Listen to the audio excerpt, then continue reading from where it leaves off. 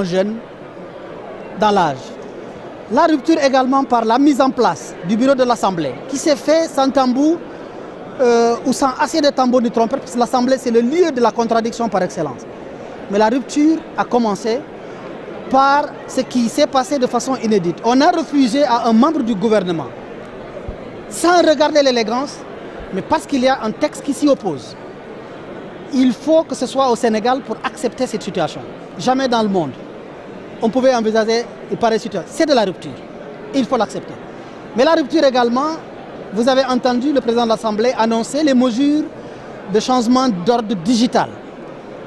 et qu'il voudrait impulser. Et la rupture par rapport à la gestion interne de l'Assemblée, en termes de transparence, en termes de dynamisme, mais en termes d'accompagnement du gouvernement.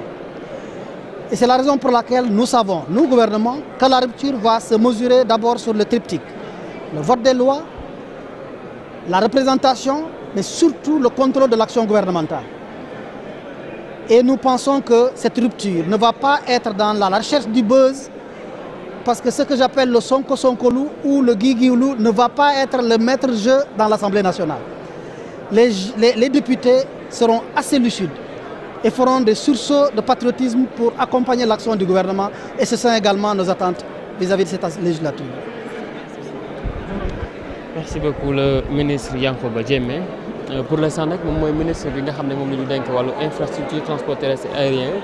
daal di utu ki nga xam ne nag moom mooy El Malick Ndiaye kon nag kaddu yi noonu la daan yëkkati tout juste après li nga xam ne mooy séance bi nga amoon na fii nga xam ne moom mooy ci assemblée nationale di séance ordinaire jëm ci li nga xam ne moom mooy comment il s'appelle encore la ratification des listes permanentes mu ngi noonu daal dinay jeex gis nga député nag ñu ngi noonu ñoom ñëpp ñu daal di taxaw fii nga xam ne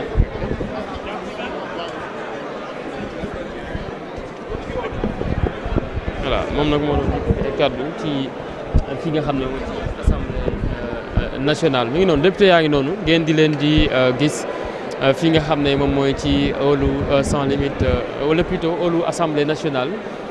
la ñu daal di nekk toujours après li nga xam ne mooy séance bi la gis ngeen ko soit mu doon ay député yoo xam ni ñu ngi woon ci 14e législature bi wala plutôt itam ñu ngi ci li nga xam ne moom mooy 15e législature bi.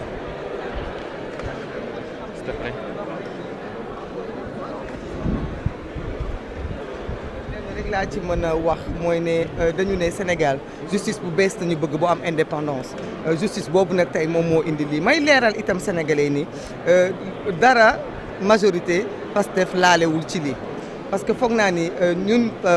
groupe parlementaire Pastef ku ñu xam-xam nañ ci cohérence tey mënuñu wëlbatiku lu ñu doon xeex ci wetu Barthélémy Dias pendant toutes ces années nekk ak moom ci Yewwi Askan Wi tey ñu radier ko ci kaw jaay doole boobu ñu ko jaay doole depuis 2012 mu di ci traîner ñu ci ànd ak moom di gunge tey ñu koy rafetlu wala di ci jubilé non non dañuy accepter rek ni yoon moom moo def liggéeyam dañuy accepter ni pour une fois li ñu jaaxal mooy ñi nga xam ni dañoo nekkoon les bourreaux de Barthélémy Dias doon ko dóori lacrymogène du ñu ko dóor ba ñuy ànd ak suñu Yewwi Askan Wi tegoon ko lii muy dund tey ñooñu bu ñu wëlbatikoo tey na Sénégalais ñoom dañoo contre lii am tey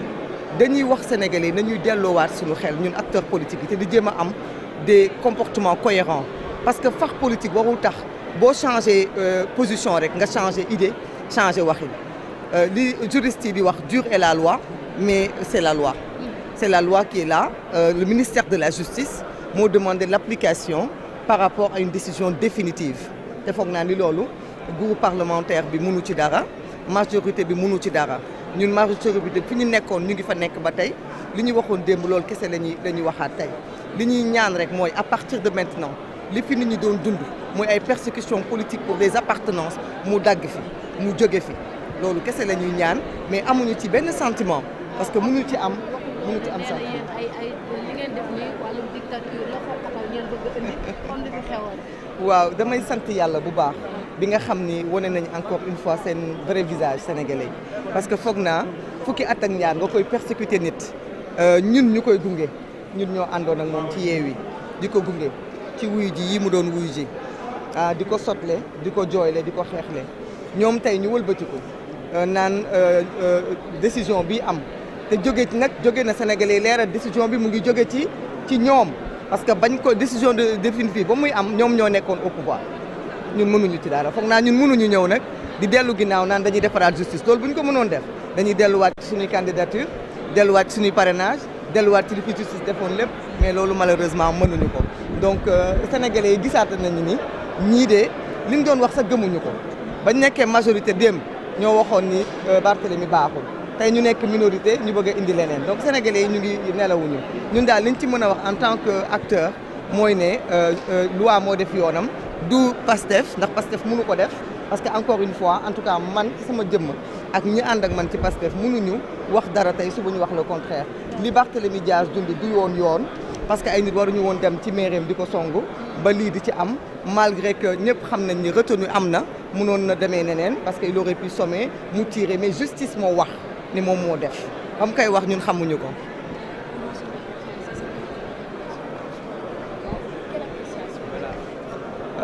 L'appréciation qu'on en fait, c'est déjà de constater que la justice a demandé l'application stricte de la loi et que ça, nous n'y pouvons rien. Souligner seulement que ce n'est pas du ressort de la majorité, ce n'est pas non plus du groupe parlementaire de PASTEF parce que nous n'avons rien à voir avec ça. Quand cette décision tombait, c'était l'ancien régime qui était là et que nous ne pouvons pas aussi dire une chose et son contraire. Nous avons toujours été aux côtés de M. Barthélemy Dias. Nous l'avons accompagné du temps de Yewwi Askan Wi. Nous avons été à ses côtés quand il se faisait réprimer par les anciennes autorités, quand il se faisait gazer au lacrymogène. Nous avons partagé ces moments avec lui. Donc aujourd'hui, nous ne pouvons pas nous réjouir qu'il soit radié à cause de cette décision de justice. Nous ne pouvons que le constater. Nous pouvons seulement nous étonner et devant les Sénégalais que quand même cette minorité aujourd'hui, qui était majorité hier, qui était bourreau de Barthélemy Dias, ose s'offusquer ou s'étonner ou même nous accuser, nous autres, d'avoir quoi que ce soit à faire avec cette histoire. Et nous devons en faire la lecture que les hommes politiques doivent apprendre à avoir des principes, à être cohérents et qu'ils ne peuvent pas changer de parole, changer de mots, juste parce qu'ils ont changé de chaise et de position. Ce n'est pas respectable par rapport au peuple sénégalais. Nous disions hier que c'était pas bien et aujourd'hui ce n'est pas bien non plus, mais nous sommes obligés de l'accepter parce que c'est la justice et que nous avons demandé et promis aux Sénégalais la rupture, qui est c'est-à-dire une justice libre et indépendante. Et c'est ce qui est en train de se passer. Merci.